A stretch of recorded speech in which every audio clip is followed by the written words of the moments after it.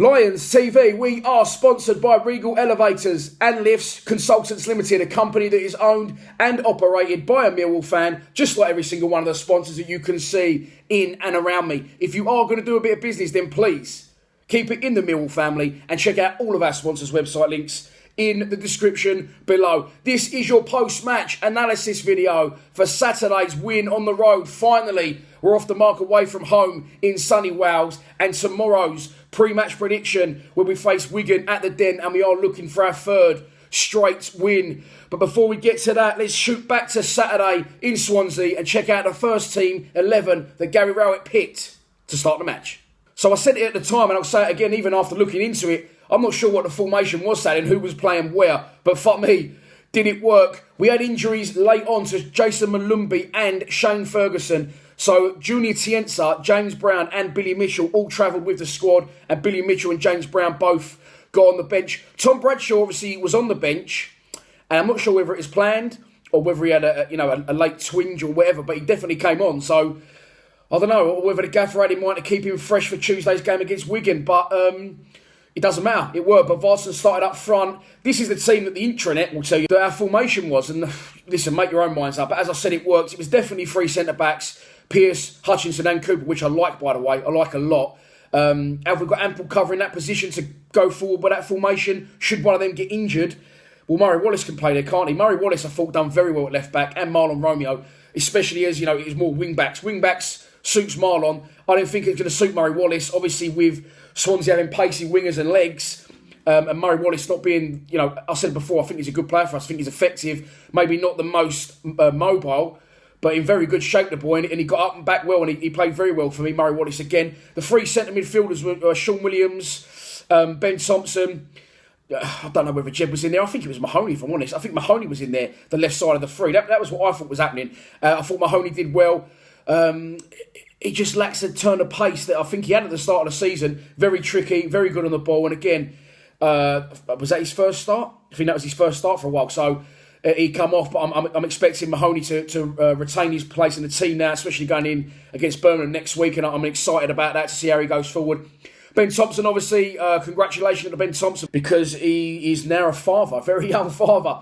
There's now two of our own in the Thompson household. So congratulations to Ben Thompson. He travelled up and played in the match. And he was as tenacious and work ethic as ever, wasn't he? And he done very well. Alongside them, Sean Williams obviously doesn't get a lot of credit, but sits very well in front of that back three in this instance for me, and done very well in the game as well. And then I think up front, I think it was Bavardson with Jed. I think Jed was almost playing as a forward.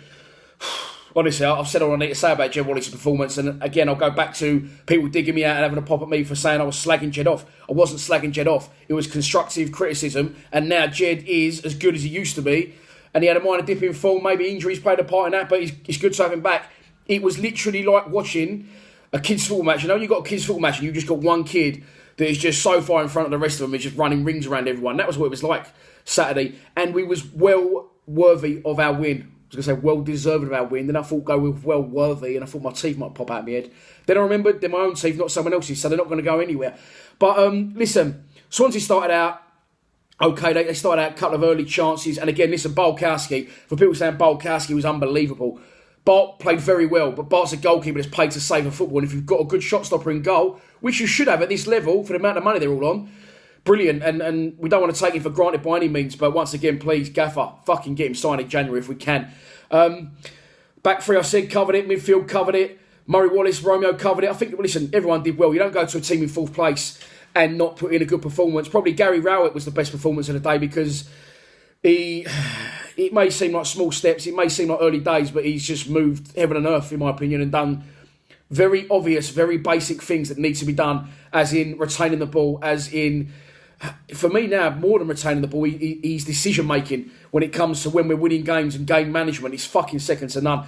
So, first half, we did very well. We was winning first balls, we was winning second balls. I think we had the better of the possession in the first half. We retained the ball very well. That doesn't happen for us away from home. 10, 20 passes getting strung along at times in a couple of patterns of play. And we're going at half time, as I said, the better side. Swansea booed their side off. So, you're doing something right in Wales when that happens. And it was a bit of a non-event atmosphere-wise in the whole game. I started doing an away day, then I stopped filming it because it was nothing really happening in the first half. But listen, we was happy with that. And again, this is where Gary Rowett is now. We said we would have gone home happy with a point, and we would have been happy with not an exciting game, but a point on the board. That's all you're looking for.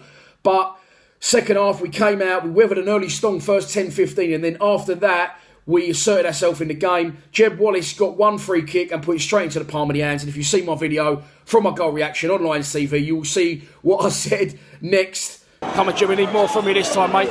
So there you go. We need more from you, Jeb, and that's exactly what you gave us. And again, that's not a pop at Jeb, but a player of his quality and his ability, 2 free kicks in and around the box. It should have been a red card, by the way, for the foul that he was, where he got yanked down. Blatant red card. I can't understand why it wasn't. Maybe the referees amongst you can fill me in on the details. But Jeb Wallace steps up and absolutely up and down zing-a-ling-a-doo-ball knuckle-burger, if that actually exists. And we're 1-0 up. After that, this is what I said when Gary Rowett got performance of the day. We didn't really have shitty bum time. We wasn't under that much pressure, other than the one at the end that sort of curled slightly wide. We didn't sit back. We brought more forwards on. Matt Smith comes on, and then even in the last 5 minutes, when, could we be under pressure? No, we're not going to do that. We're going to stick Bradshaw up front, get the ball to him, get him running, then we're going to give you things to worry about in your defensive third, instead of us worrying about trying to, shit ourselves and keep you out, keep you at bay, and hang on for a point. It was a comfortable victory. Yuri Skalak did very well when he came on. I was impressed with him, and I will be very excited to see what he can do now with a new lease of life under Gary Rowett. It was a perfect away day performance. Joe O'Mara, once again, he don't like to mention it, but he got it right. Joe's about 5'8", I would say. About Saturday, about 5:05, he was about 6'4". He was waiting for his interview like this, chest out. But well done to Joe for getting it again in the fans' score predictions.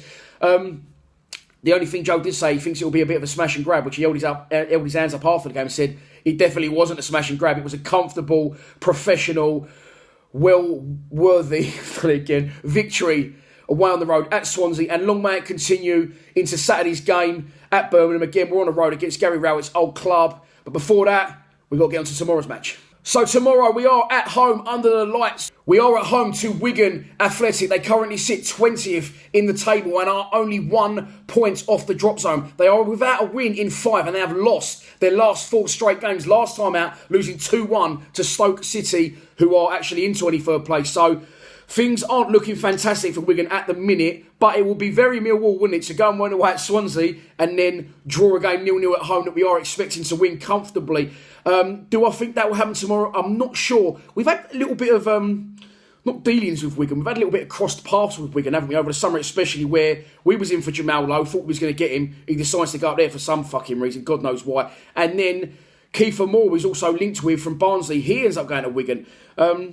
I wanted both those players badly, and I said it was a wrong move from us to not push the boat out and get both those players and show a lack of ambition when, in my opinion, although, yes, they've touched in the Premier League, Wigan are a tiny club, tiny fan base, not really interested. They'd rather throw an egg about, wouldn't they? So, but listen, again, credit to our aforementioned manager, who I keep saying I won't mention during videos. There he is, the beautiful legend. There he is, Neil Harris. But he didn't go after those players, and again, maybe he was right and I was wrong, because they're currently struggling at the foot end of the Championship, and as things stand, it looks like they could make a swift return to League One. So this is your pre-match prediction, and here we go.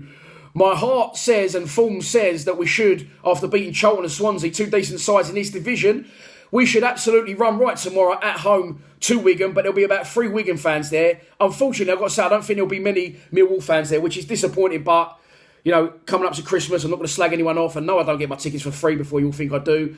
I understand it's expense before Christmas and a midweek game. You may want to save it for Birmingham away Saturday. Or, I do get that. So I don't think it'll be a fantastic crowd at the Den tomorrow. I don't think it'll be a fantastic atmosphere at the Den tomorrow. If it was a Saturday match, I think we definitely win it. And I know that sounds stupid, but Tuesday games at the Den, as we've seen previous in the past, can just be sort of non-events at times, unfortunately. And I think it's going to be either a 0-0 or a 1-1 draw. As I said, the form says, and the way Rowett's taken us, that we should win a game comfortably. I think actually we won the game 2-1 last year against Wigan at home, if I'm not mistaken. And I think that was also a midweek game. Did they miss? Was they 1-0 up then? They missed the penalty as well, and then we went and scored 2 goals in the second half. I'm sure that's what happened. But I want to sit here and say to you, we're going to win the game. And I do think my head says, my head says we should win the game. But my heart tells me from previous experience, It's going to be a draw, boys and girls. I'm sorry, and I hope I'm wrong because I called Swansea wrong. So maybe it's a little bit of reverse psychology. But yeah, that is it really. That is your lot for this pre-match prediction and post-match analysis. There's no fan score prediction because I've just not had time to get that out as well tonight. But I might stick a few of them up on social in and around this VT. So that's your lot for this Monday night video. I'm going to go down now and watch Aston Villa v Newcastle at the pub and get some dinner. There'll be no Patreon podcast up this week, obviously due to us playing midweek, but that will return next week, hopefully with an ex-Millwall player. But other than that, all that's left for me to say is I will see you in beautiful South Bermondsey tomorrow under the lights, 7:45 kickoff against Wigan. Please subscribe to Lions TV. We're on our old boys and girls. Come on, you Lions.